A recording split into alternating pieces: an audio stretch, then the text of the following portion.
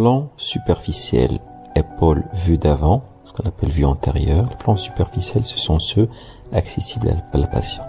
On commence par l'articulation acromioclaviculaire entre la clavicule et l'acromion, le deltoïde, le biceps brachial, et vers l'arrière, facilement repérable, le sous-épineux rotateur externe, le triceps brachial, et puis, n'est pas représenté ici, mais la flèche montre son action, c'est le grand dorsal qui est un adducteur abaisseur.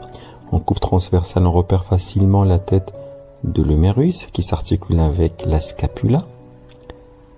Couple de force rotatoire, c'est la rotation externe assurée par les muscles de la coiffe postérieure, et puis la rotation interne, le deltoïde, et puis les bourses, ce sont des espaces virtuels qui permettent les glissements entre les muscles et les os, puis ici le paquet vasculo-nerveux axillaire. Pas mal de bourses au niveau de l'épaule qui des fois s'inflamment, ça donne des bursites. Coupe sagittale. Tête de l'humérus, comme d'hab. Le deltoïde. Regardez comment ils sont plats, les muscles et les tendons de la coiffe, parce qu'ils ont un rôle de stabilisation. On les appelle les muscles de la coiffe parce qu'ils coiffent la tête de l'humérus comme une perruque. En plus de leur rôle de rotation, coiffe des rotateurs, ils sont stabilisateurs, et c'est un rôle important. Plan profond, on voit ici le deltoïde avec ses 3 faisceaux. En fait, il fait pas partie des plans profonds, mais on l'a montré exprès pour vous dire que le deltoïde possède 3 faisceaux dont les actions sont différentes. S'il est principal abducteur, il a aussi un rôle de rétropulsion et d'autres subscapulaires, teres major, qui sont des rotateurs internes.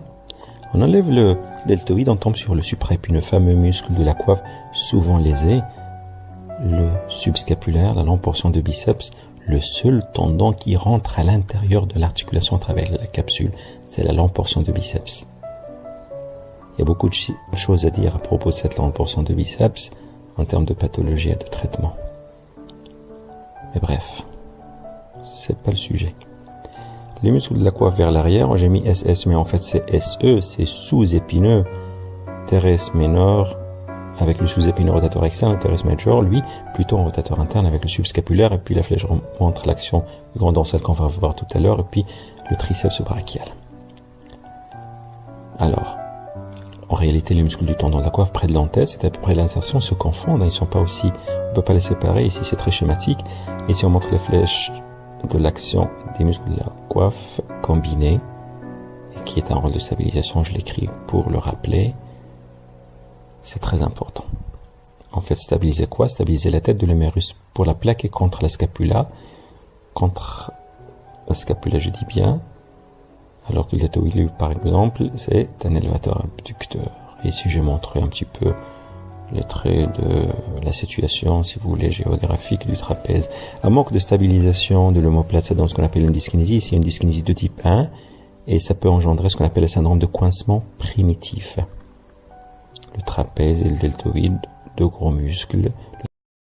Le trapèze aussi, c'est un muscle du plan superficiel accessible à la palpation. Je ne l'ai pas mentionné tout à l'heure, mais bon, le logiciel ne le montre pas. Ici, un peu de physique. La coiffe des rotateurs est représentée par cette flèche rouge dont le muscle supraépineux joue un rôle de starter, si on veut dire, de l'abduction plus la stabilisation. Le deltoïde fait par 3 faisceaux, et puis les abaisseurs représentés essentiellement par le grand dorsal, entre autres. Puis bien sûr le rotateur interne, le rotateur externe, et puis l'axe de la rotation qui est situé au milieu de la tête humérale, un système de bras de levier avec des moments. Vous savez que quand il y a un effet de roulement